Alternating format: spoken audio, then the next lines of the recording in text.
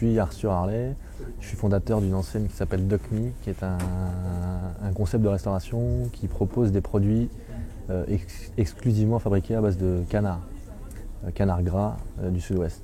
On est vraiment un fast-food, donc l'idée c'est de prendre toutes les clés de consommation des produits qu'on retrouve dans les grandes chaînes de fast-food, McDo et voilà, les Américains, sauf qu'on les fait nous à base de canard. Donc on n'est pas un restaurant de burger, mais on a un burger, mais on a aussi un burrito qui est un produit du street food ou fast-food mexicain, on a un falafel, un hot dog, un club sandwich, et du coup chacun de ces produits-là est adapté à ce marché-là du fast-food, qui est un marché de la restauration nomade, on va dire, à consommer sur le pouce, qui doit répondre malgré tout à un positionnement prix qui ne dépasse pas 10 € pour le menu. Sauf que nous, toutes nos préparations de protéines sont faites avec du canard. Donc notre steak du burger, c'est un steak 100% canard. Notre saucisse qui va dans le hot dog, c'est une saucisse de canard. Donc toutes nos viandes, c'est du canard. Alors le marché de la restauration, c'est un marché qui demande beaucoup d'investissement, puisque le moins des emplacements, que ce soit en investissement pour les travaux ou en achat de droit au bail, c'est systématiquement des investissements, si on veut des emplacements en plus un peu premium, de l'ordre de 300 ou 400 000 € pour l'achat d'un droit au bail. Et ensuite derrière, il faut imaginer à peu près la même chose pour les travaux. Donc chaque magasin quand même demande un besoin, un financement assez important. Le premier, on l'a ouvert une partie en propre, une partie avec une banque.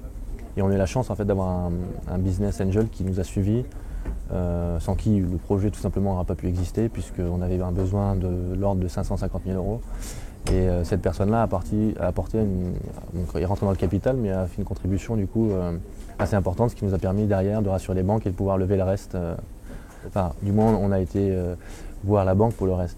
Systématique. Et BPI nous a suivis aussi en caution, on va dire, pour une partie de notre levée de fonds. La stratégie en développement, c'est alors bien sûr le plus longtemps possible en fonds propres, adossé à des prêts bancaires, tant qu'on en a les moyens, tant que les premiers restaurants en exploitation peuvent peut-être avec la trésorerie nous le permettre.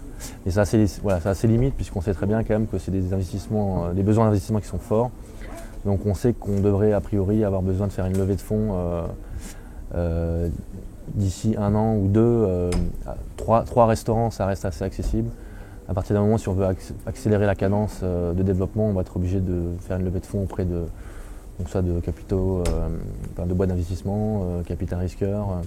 Là, on n'a pas encore tout à fait décidé de ce qu'on ferait, mais il y a besoin de gros investissements si on veut accélérer le développement. Ça, on le sait, en restauration, le développement en chaîne nécessite énormément de fonds, quoi. Paris, ce sera a priori le 5e, donc on espère en 2016. On est ambitieux, donc il nous tarde en plus d'aller sur le marché parisien, parce que moi j'ai vécu à Paris, puis c'est une ville qu'on aime bien, et c'est vraiment un tel bouillon d'innovation dans la restauration, dans le lancement de nouveaux concepts, qu'il nous tarde de se confronter à un marché qui est vraiment hyper innovant, avec des concepts de restauration qui fleurissent tout le temps, en permanence. Et donc du coup s'installer sur Paris, c'est aussi se confronter à cette concurrence-là qui est quand même hyper active, hyper inventive. Et si on réussit à Paris, on se dit que voilà, on aura gagné nos galons d'une chaîne qui a des ambitions nationales. Donc on sait que ce sera notre ticket ensuite pour développer assez plus massivement, on va dire, sur la France et l'Europe.